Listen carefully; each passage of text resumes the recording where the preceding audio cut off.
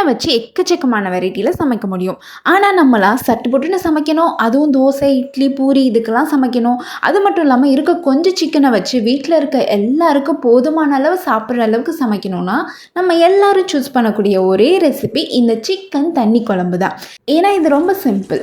ஆனால் நீங்கள் பண்ணக்கூடிய ஒரு 10-15 நிமிஷத்துலேயே உங்களோட சிக்கன் நல்ல மசாலாலாம் ஊறி அப்போவே சாப்பிட்ற அளவுக்கு நல்ல டேஸ்ட்டாக வரணும்னா ஒரு சின்ன சின்ன சிம்பிளான ஸ்டெப்ஸ் கரெக்டாக பண்ணணும். நான் யூஸ்வலாக எப்படி பண்ணுவேன் தான் இந்த வீடியோவில் நான் ஷேர் பண்ண போகிறேன். எப்போவுமே நான் சிக்கன் எடுத்துகிட்டு ஃபஸ்ட்டு மஞ்சத்தூள் போட்டு எல்லா பக்கமும் நல்லா மிக்ஸ் பண்ணிவிட்டு அதுக்கப்புறமா வாஷ் பண்ணுவேன். இப்போ வாஷ் பண்ணும்போது நான் எப்போவுமே அந்த சிக்கனில் இருக்க தோலை ரிமூவ் பண்ணிவிடுவேன். ஏன்னா எங்கள் வீட்டில் யாருமே தோல் சாப்பிட மாட்டாங்க, எனக்கும் தோல் சாப்பிட்றது பிடிக்காது. ஸோ அதை போட்டு சமைச்சு அதில் மசாலா எக்ஸ்ட்ராவாக ஆட் ஆகி அது எனக்கு வேஸ்ட்டு தான் ஆகும். அதனால் நான் இப்போவே ரிமூவ் பண்ணிவிடுவேன். இதை ரிமூவ் பண்ணிவிட்டு நல்லா 2-3 வாட்டி வாஷ் பண்ணிவிட்டு இப்போ அதில் கொஞ்சமாக மஞ்சத்தூளும் சிக்கன் மசாலாவும் இப்போவே போட்டு நல்லா மிக்ஸ் பண்ணி அப்படியே மூடி போட்டு ஓரமாக வச்சுடுவேன். நீங்கள் பண்ணும்போது இதில் கொஞ்சம் உப்பு கூட நீங்கள் போட்டுக்கலாம், டேஸ்ட்டு நல்லாயிருக்கும். நான் உப்பு போட மறந்துட்டேன், நீங்கள் உப்பு போட்டு மிக்ஸ் பண்ணிக்கலாம். அண்ட் சில பேர் தயிரோ இல்லை லெமனோ புழிஞ்சு விடுவாங்க புளிப்புக்காக, அந்த மாதிரியும் நீங்கள் பண்ணிக்கலாம்.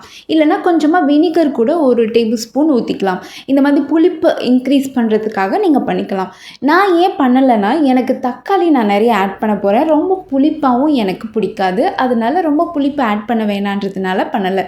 பட் நீங்கள் தக்காளி கம்மியாக போடுறீங்க, இந்த இடத்துல நீங்கள் கொஞ்சம் வினிகர் இல்லை லெமன் இல்லை தயிர் கூட இதில் மிக்ஸ் பண்ணி மேரினேட் பண்ணி வச்சிடலாம். இப்படி பண்ணும்போது சிக்கன் ரொம்ப சாஃப்ட் ஆகிடும். இப்போவே மசாலாவும் நல்லா உள்ளே ஊறிடும். ஸோ நம்ம சமைக்கும்போது சீக்கிரமாக எல்லா மசாலாவும் உள்ளே போயிடும். ஸோ டேஸ்ட்டும் நல்லா வரும். இப்போ இதை ஒரு பக்கமாக வச்சுட்டு கடாயை சூடு பண்ணிவிட்டு எண்ணெய் ஊற்றி எண்ணெயில் ஜீரகம் நல்லா பொரிஞ்சதுக்கப்புறமா வெங்காயம் நான் எப்போவுமே சின்னதாக கட் பண்ணி போட்டுருவேன். ஏன்னா நீட்டமாக போட்டும் பண்ண முடியும். பட் அது பண்ணும்போது தண்ணி குழம்புல வந்து அந்த நீட்டமாக இருக்கும்போது அது அவ்வளோவா திக்னஸ் கொடுக்காது. இன்னொரு விஷயம், அது வதங்குறதுக்கு ரொம்ப நேரம் ஆகும், எண்ணெயும் கொஞ்சம் அதிகமாக தேவைப்படும். அதனால் நான் எப்போவுமே சின்னதாக கட் பண்ணி நல்லா வதக்கிப்பேன். வதக்குறது பார்த்திங்கன்னா நல்ல ப்ரௌனிஷ் கலரில் வரணும். அப்படி வந்தால் மட்டும்தான் நமக்கு டேஸ்ட்டும் நல்லாயிருக்கும். அதனால் நல்லா வதக்கிக்கோங்க. கொஞ்சம் டைம் கொடுக்கணும் தான், பட் கொடுத்து நல்லா வதக்கிக்கோங்க. அது வதங்கினதுக்கப்புறமா அது கூடவே கொஞ்சமாக ஒரு 4-5 பச்சை மிளகாய் நான் ஆட் பண்ணியிருக்கேன். இது ஆப்ஷனல், டோட்டலி ஆப்ஷனல். உங்களுக்கு வேணும்னா போட்டுக்கோங்க, இல்லைன்னா தேவையில்லை. எப்பவும் போல் இஞ்சி பூண்டு பேஸ்ட் நான் 1 டேபிள் ஸ்பூன் ஆட் பண்ணியிருக்கேன். ஆக்சுவலி நான் எடுத்துருக்க சிக்கனோட அளவு ஒரு 1/2 kg கிட்ட வரும். 1/2 kg விட கம்மி தான். அதனால நான் கம்மியாக தான் ஆட் பண்ணியிருக்கேன். நீங்கள் கொஞ்சம் எக்ஸ்ட்ராவாக யூஸ் பண்ணுறீங்கன்னா எக்ஸ்ட்ராவாக போட்டுக்கலாம். இதே நல்லா மிக்ஸ் பண்ணிவிட்டு தக்காளி நல்ல பழுத்த தக்காளி, அதுவும் சின்னதாக நல்லா கட் பண்ணி அதையும் போட்டு வதக்கிக்கலாம். தக்காளி நல்லா கசிஞ்சு நல்லா பேஸ்ட் மாதிரி வரணும், அது வரைக்கும் வதக்குங்க. அதுக்கப்புறம் தான் மசாலா. இதுக்கு முன்னாடி மசாலா போட்டிங்கன்னா உங்களுக்கு தக்காளி கரையாது. ஸோ தக்காளி நல்லா கரைஞ்சி பேஸ்ட் மாதிரி நல்லா வதங்கினதுக்கு அப்புறமாட்டி மசாலா போடலாம். மசாலா வந்து ரொம்ப சிம்பிள் தான், நான் பெருசாலாம் ஆட் பண்ணலை. 2 டேபிள் ஸ்பூன் மிளகாய்த்தூள் போட்டுட்டு அந்த பேஸ்ட்டு கூட நல்லா மிக்ஸ் பண்ணணும். இந்த மிளகாய்த்தூள் போட்டதுக்கப்புறமா நல்லா மிக்ஸ் பண்ணணும். அந்த வெங்காயம் தக்காளி எல்லாமே சேர்ந்து அந்த எண்ணெயிலே நல்லா வதங்கி வந்துச்சுன்னா டேஸ்ட்டும் கலரும் நல்லாயிருக்கும். கலர் கண்டிப்பாக வேணும் இல்லையா, நம்ம நிறைய தண்ணி ஊற்றும் போது கலர் நமக்கு இருந்தால் தான் நல்லாயிருக்கும். அதனால் இந்த மாதிரி பண்ணிவிட்டு அதுக்கப்புறமா மல்லித்தூள் போடுங்க. மல்லித்தூள் 2 டேபிள் ஸ்பூன் ஆட் பண்ணியிருக்கேன். நல்லா வதக்கிக்கோங்க. ஆக்சுவலி நடுவில் நீங்கள் உப்பு வந்து தக்காளி வதக்கும் போது போட்டுக்கலாம், மறந்துடாமல் தக்காளி வதக்கும் போது உப்பு போட்டுக்கோங்க, இல்லை லாஸ்ட்டாக கூட நீங்கள் போட்டுக்கலாம். இதெல்லாம் நல்லா வதக்கிட்டு இப்போ நம்ம மேரினேட் பண்ணி வச்சுருக்க சிக்கனை எடுத்து ஆட் பண்ணிக்கோங்க. எல்லாத்தையும் ஆட் பண்ணிவிட்டு நல்லா மிக்ஸ் பண்ணி விடுங்க. சிக்கன்லேயே உள்ள தண்ணியெல்லாம் இறங்கி வரும். அண்ட் மசாலா மிக்ஸ் பண்ணி வச்சோம் அந்த இதுலேருந்து தண்ணியெலாம் வரும்.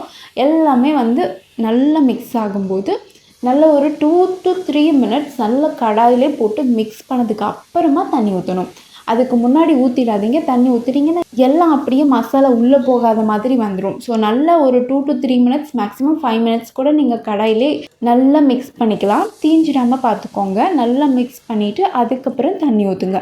தண்ணி உங்களுக்கு எவ்வளோ வேணுமோ ஊற்றிக்கோங்க. அதுக்கேற்ற மாதிரி உப்பு போட்டுக்கோங்க. நல்லா ஊற்றிட்டு நல்லா மிக்ஸ் பண்ணிவிட்டு ஒரு 5 to 7 minutes கொதிக்க வச்சிங்கன்னா போதும். அதுக்கப்புறம் கொஞ்சமாக கொத்தமல்லி தழை ஆட் பண்ணிங்கன்னா அவ்வளோதான். ரொம்ப சிம்பிளான சிக்கன் தண்ணி குழம்பு ரெடி. இது வந்து நீங்கள் தோசை, இட்லி, பூரி, சப்பாத்தி, பரோட்டா எல்லாத்துக்குமே நல்லா ஊற்றி சாப்பிட்லாம்.